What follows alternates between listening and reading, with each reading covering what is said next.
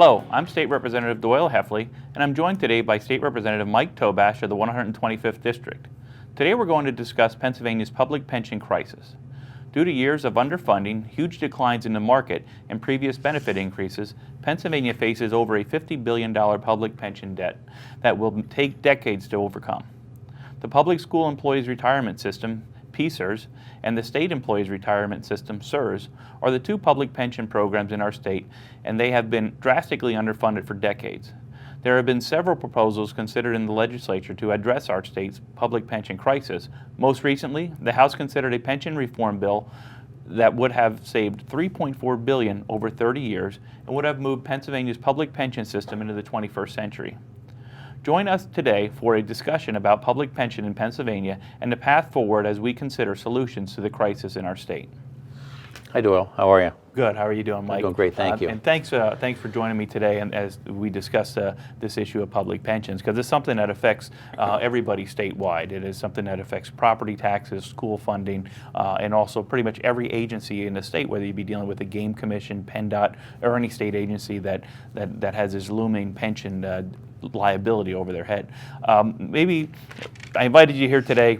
Maybe you could explain a little bit as to how we got where we're at right now in the pension system and what some of the solutions are moving forward. Yeah, sure. So if we go back to really the year 1998, the stock market was doing really well. We had generous pension benefits that were offered to state employees, including school teachers, education employees. And at that point in time, our system was overfunded. The two pension programs that we have, the SERS and the PSERS that you mentioned at the opening, they were overfunded. So there was a decision made, the stock market was doing well, to go ahead and retroactively give some additional benefits to people that were currently in the system. So they increased the multiplier, thereby giving a more generous benefit to retirees upon retirement. So that was all well and good. The money was in the accounts. The advice was given through actuaries that it would be acceptable to go ahead and do that. And then after that, the stock market did poorly. We entered into the Great Recession. So in hindsight, the first thing that you'd probably change would be the retroactive benefits given to existing people in the system.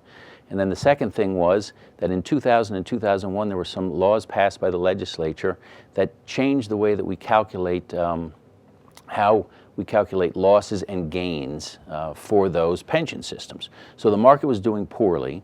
They started to smooth the losses over a long period of time, 10 years, not realizing them in those early years, and thereby deferring the payments. So I think a lot of Pennsylvanians have heard the message that we kicked the can down the road, or that state government kicked the can down the road.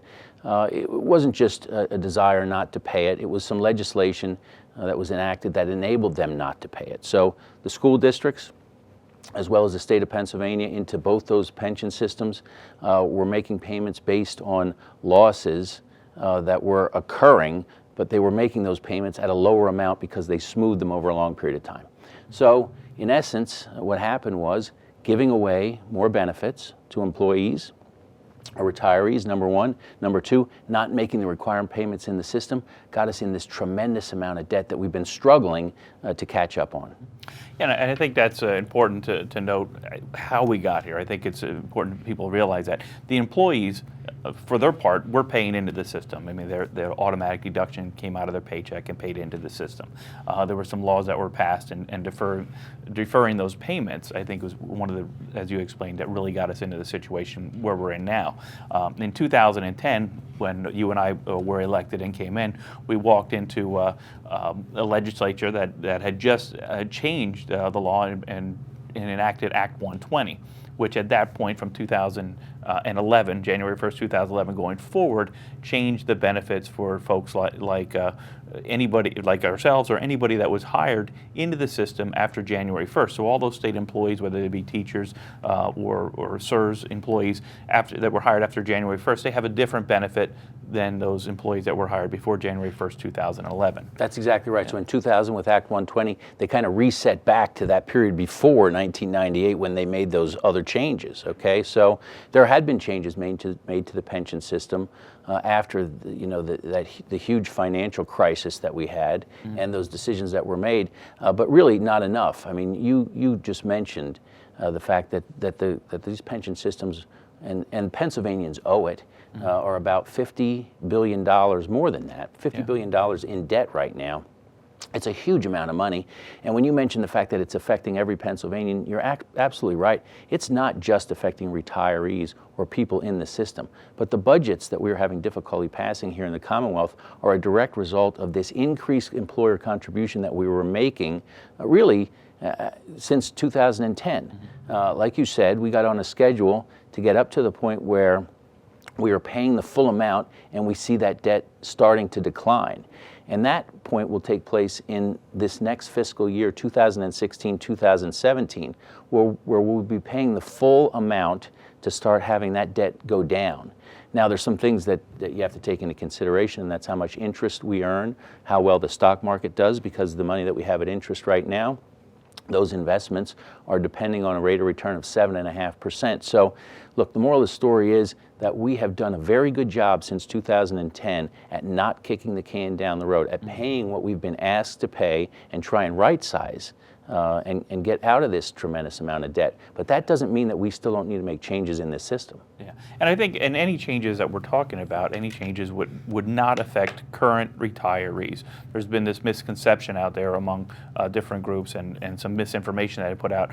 And just to be very clear, the current retirees that are in the system right now, their benefits will not be altered or changed by anything that we do in the legislative process. What we would be talking about would primarily be for new hires going into more of a defined benefit or defined contribution 401k style for a part of their pension. And I think that's important to recognize how that would change.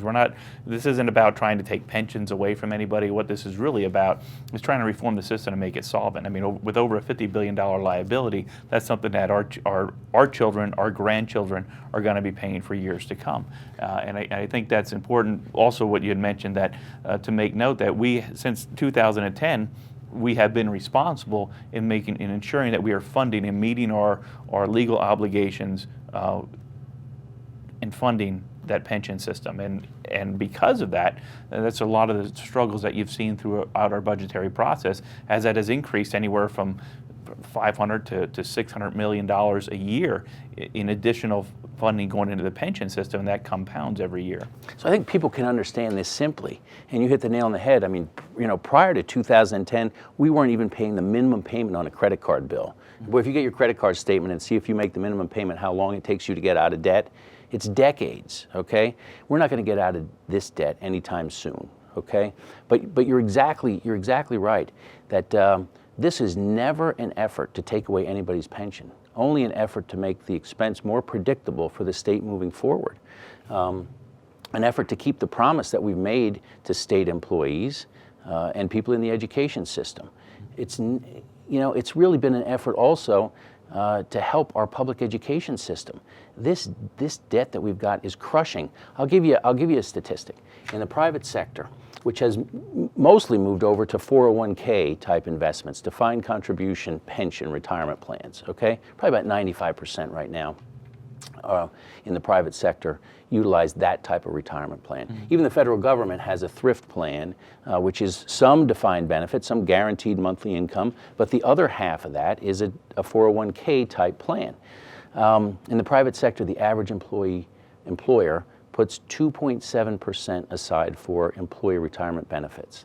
When we cap out in this next fiscal year, paying the amount, no longer kicking the can down the road, the state will be paying about 32% of payroll.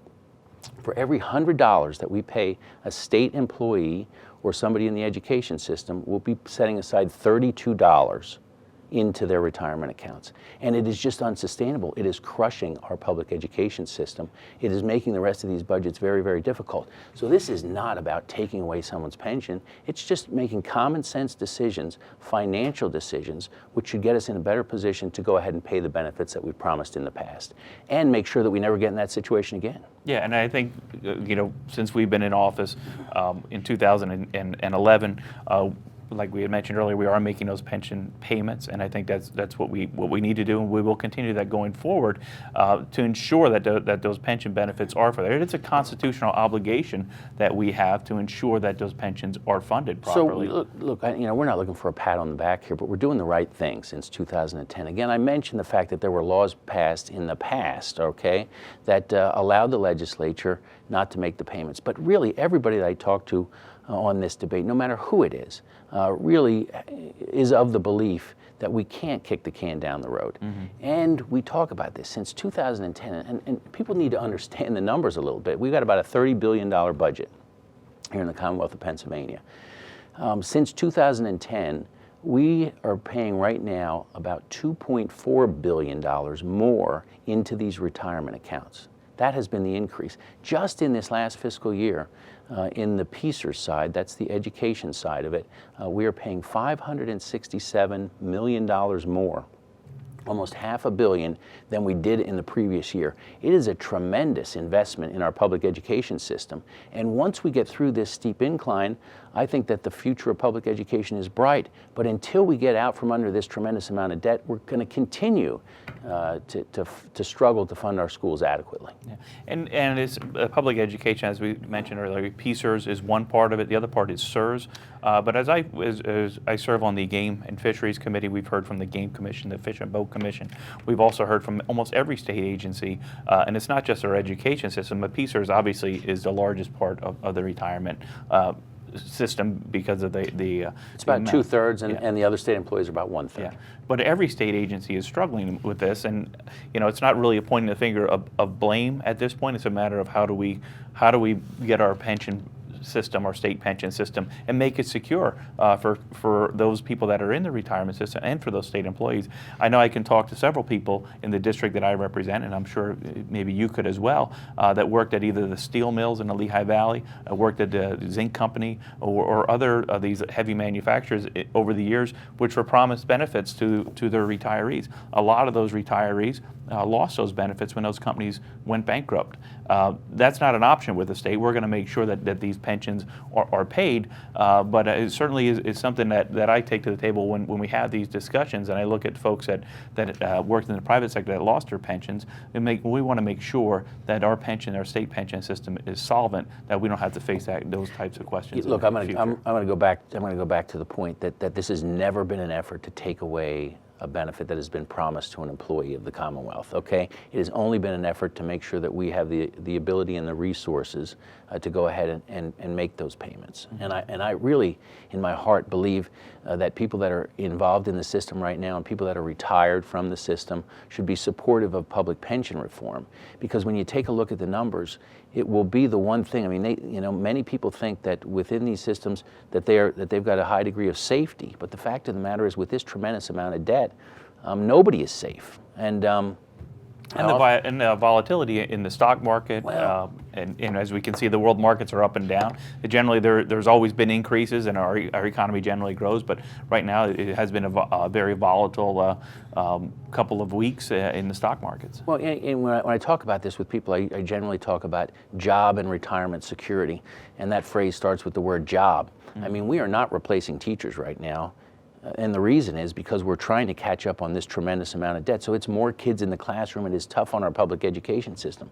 And to try to go ahead for future employees and get into a system that the private sector has generally moved to, but is more predictable as we're making these payments in the future, is exactly what we should be doing. I think that we need to get the fear and the special interest groups out of the argument. We need just to take a look at what the numbers are and try and manage ourselves out of this debt the best we can.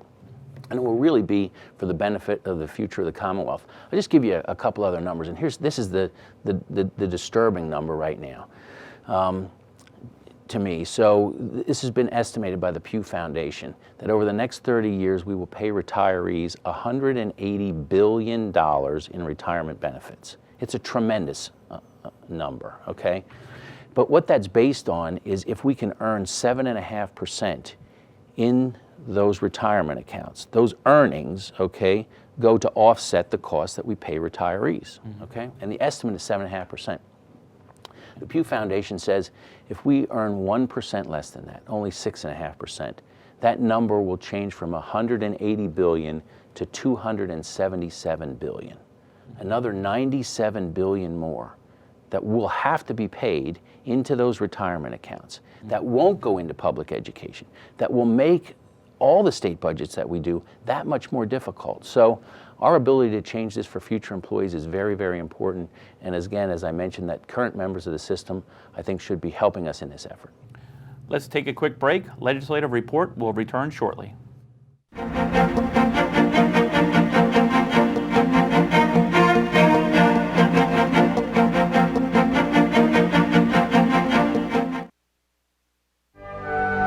Did you know the Avenue of Flags presentation at Indiantown Gap National Cemetery has over 500 casket flags? Among the flags displayed are Commonwealth, territorial, and military flags. The flags are tied to 20-foot poles spaced 40 feet apart on both sides of the main drive of the cemetery. It takes about 2 hours to set up and take down all of the flags. Volunteers are encouraged to help with this task and must be at least 13 years of age. All of the flags are donated to the Avenue of Flags by families of the deceased. Now you know. Did you know that Violet Oakley was the first female artist to receive a large commission for artwork done in a United States Capitol building? In 1902, Joseph Houston, designer and architect for the 3rd Harrisburg Capitol building, commissioned Violet Oakley to paint murals for the governor's reception room. He believed that Oakley's contribution would add interest to the building and act as an encouragement of women of the state. Prior to beginning her work for the Capitol, Oakley set out to England to conduct research for her murals. Upon return, she decided to center her artwork on William Penn and the founding of Pennsylvania. Oakley made sure that Penn's ideals of justice and peace could be seen throughout her work. In 1906, she completed 13 murals titled The Founding of the State of Liberty Spiritual and was placed in sequential order around the governor's reception room. These murals were some of the first to be installed in the Capitol. When Edwin Austin Abbey, another artist for the Capitol, died in 1911, Oakley was offered another opportunity to create murals for the unfinished Senate and Supreme Court chambers. Her work on the Senate murals, including International Understanding, was completed by 1919. Oakley then completed the Supreme Court murals, including the Divine Law, by 1927. Oakley is said to be the principal artist for the Capitol, with a total of 43 murals on display. She remains one of the greatest muralists in the United States. Now you know. Welcome back to Legislative Report. I'm State Representative Doyle Heffley, and my guest today is Representative Mike Tobash. We're talking about ways to solve the public pension crisis in Pennsylvania. Mike, welcome back. We had a great conversation in the first half of the program about how we got to where we're at and what some of the numbers are. And I know you have a proposal that you put forth in the State House, and we've considered several of them on the House floor as to how we can make sure we have that security for our employees in a pension plan, but also try to make some changes to the system so we don't have this same issue 20 years or 15 years down the road. Yeah, so as we talked about before, the efforts that have been made so far really to shore up the pension, make them more predictable moving forward, the retirement benefits of state employees and the cost that's going to be borne to the state. And there's been a couple ideas that have been floated out there, but we've kind of gravitated to one spot. And I did have a bill in the last session. We've actually introduced it again in this session. And it's a migration over to and introducing the first 401k type plan into the Commonwealth. So, some people have a concern about that. Again, that's what most of the retirement plans are within the United States. 401k type defined contribution plans makes it more predictable for the employer. In this case, the employer is the Commonwealth, but inevitably the taxpayer. So, giving some level of predictability into what that expense will be, I think, is really important moving forward. And look, the plans that have been offered so far are tried and tested in the marketplace. I mentioned before the federal plan. It's a thrift plan. They've got an element of guaranteed monthly benefit for federal employees that retire, and then a thrift plan, a 401k defined contribution type element where those employees have an account that they manage themselves. And I have to tell you that as far as the modern employee goes, those plans are much more desirable. Again, there's been a lot of studies that have been done out there.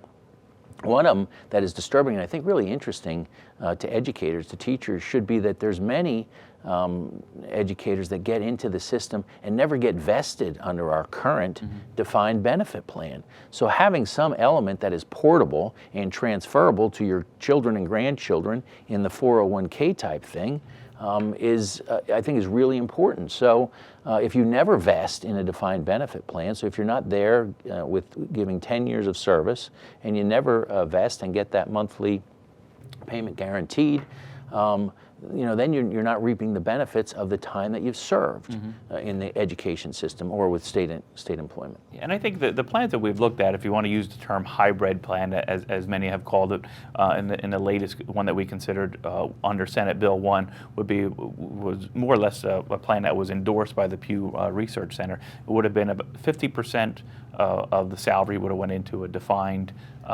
benefit and 50% into a defined contribution, like you say, modeled somewhat after the federal plan, and that would have really lessened the liability of the taxpayers, but also would have given that portability to those employees that maybe only work a couple of years in the system and then move on to another profession. It gives people a tremendous amount of retirement security. So, combined with Social Security benefits, and then a guaranteed monthly income from the state, and then the upside of another part of that account being a part that the employee can manage themselves, is portable, like I said, and transferable. One of the things that many retirees don't like about their defined benefit plan is they can't pass it on to their grandchildren.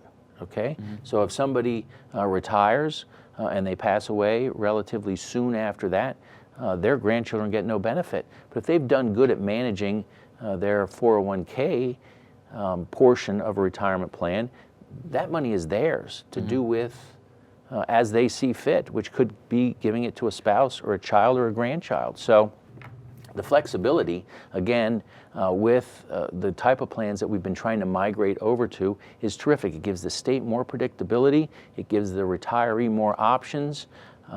They've got the potential to take advantage of upturns in the economy and in the stock market if they do great at investing. There was a lot of people that in that period of time, the late 1990s, that were really wanting a 401k type plan. They saw their neighbors making investments in the market with great rates of return. They had nest eggs that turned into sizable estates, and it's a plan that's available in the market, and we should have state employees allowed to enter into that type of plan. And also, with the other part of that, being a hybrid, you also still have that defined benefit, so there still is that security that of that being a benefit, which is a much better plan than is offered in much of the private sector currently. So I think you can look at the downside, but I would tell you, I think it's the best of both worlds. I mean, it gives you the retirement security. I have to tell you that the Pew Foundation, again, I go back to the research that they've done on this, and they're experts. They took a look at what the retirement benefits would be under the most recent hybrid plan that was offered through the Senate, and they indicated that someone who got to the superannuation age, okay, so it's a multiplier, it's an algorithm under this new plan, with the retirement benefit they would receive, with a modest rate of return of 5% in the 401k portion, and Social Security, a retiree would have 90% of their final salary. So it's a terrific plan, and one that I mentioned before has got a tremendous amount of flexibility. Now, along with that, there's also been other proposals out there. One of the proposals that I myself personally and a lot of folks have been very skeptical about was the issuing of a bond. There has been proposals by the administration to float a bond, to borrow money in a sense, to put into the pension fund, to to put additional dollars in there for growth. It's a very risky concept in that in most times it's been tried in Philadelphia under the Rendell administration and others. It has failed in a sense that what you're doing is you're betting that the bond payment is going to be lesser than the return on those dollars, and that payback time for that bond, I mean, if it doesn't work out right, we could have to pay back the money from the bond and at the same time still have the liability in the pension system. So I know that's something that several people have approached me about, and I've been very concerned about. We have a debt, as we talked about earlier. Say if you have a credit card debt, if you borrow money to go to the casino to pay down credit card debt is generally not a good idea. And that would be a sense what this bond issue would be. We have a debt and we need to make those payments, and we have been responsible in our decision to ensure that we are making those payments. So look, in the marketplace, they'll call a play like that arbitrage. Okay, so you're going to say, I'm going to borrow at 5%, I'm going to earn 6, and that 6 is profit. Okay, but if you borrow at 5 and you only earn 4, that's loss. Mm-hmm. And there again, you talk about what the risk is. We're talking right now, and the stock market is very volatile right now. I mean, we had a couple of years of good returns, but I mentioned earlier that the estimate that we're looking for, that the investments in these two pension systems will earn is 7.5%. Last year, the estimates came in for the fiscal year for PSERS, and they earned 3.04%, far less than they expected. Mm-hmm. If we would have borrowed money at 5 and only made a 3.04% rate of return, we'd be in even more debt right now. And you can take a look at what the experience has been throughout the country when they make this kind of play. I can tell you right now that retirees in Detroit are not thrilled because they did an arbitrage deal there. They did a bond, a pension obligation bond, and they lost. And in turn, the city ended up going bankrupt, and retirees did not get what they were promised. We don't want that to happen in Pennsylvania. Why should we take that risk? As we've mentioned before, I think that since 2010, the Commonwealth has been doing a very good job at not kicking the can down the road, paying on the schedule that we have set forth, or was set forth under Act 120, and we're starting to get out from under it. Mm-hmm. So I think that the message is clear. Number one, that we should stay the course. Let's not take any more risk on. We've got a tremendous amount of risk already under the defined benefit plan. Keep paying the bill, and for future employees, why don't we come up with a system that will give more predictability as we move forward? Still a great retirement benefit, but will certainly help the Commonwealth move forward and enable us to make the commitments and the adequate funding that we want to in our public education system, as well as in other services that the state is the core functions that state government needs to do for the Commonwealth. Yeah, and like I said before, it is a constitutional obligation. We have a responsibility to ensure that we are funding these pension systems, and it's something that we have focused on as a caucus and as a legislative body since 2011 when we came in on day one, was to make sure we're putting that money into the pension system. So you can look at those state employees and those teachers that are out there and saying we're fulfilling our obligation, just as they are putting that money in as well. Mm-hmm. And I think as we move forward, shifting for new hires into a system that would be, provide us the flexibility and the stability to project out as to what those payments are going to be would definitely be the route to go. Making these payments has by no means been easy. I mean, these last number of budgets have been particularly difficult, and this budget is particularly difficult. I mean, here we are, and we realize that for a number of years we passed budgets on time. This one we did not. But remember, in this budget, $567 million more into the retirement accounts of educators. We need to realize that this is a tremendous investment in our public education system. We need to get that debt paid down so that those dollars can start to flow into the classroom. And as we get through these budgets, it's going to get a little bit easier. 16-17, that year's budget, will be telling. If we can go ahead and breathe after we make this additional contribution that year, those payments will start to level off. If we earn our 7.5%, they'll start to be reduced, number one. Number two, if we can change it for future employees moving forward. You talked about the savings under Senate Bill 1. We had a bill in the last session that saved in excess of $10 billion. Didn't do anything to existing employee benefits, but for future employees, I think it gave them an exceptionally good retirement benefit, but will save the Commonwealth and give us the ability to go ahead and make the payments that we've promised a whole lot easier than if we do nothing. I often tell people status quo is not the friend of these pension systems. No, it's not. And Mike, I thank you for your time today. That's all the time we have today for this program. I'm State Representative Doyle Heffley, and if you have any questions about what you've just seen, or if I can help you with any state government-related matters, please contact me at my district office or through my website or Facebook. That information will be on your screen in a moment. Thank you for watching, and please join me next time for a legislative report.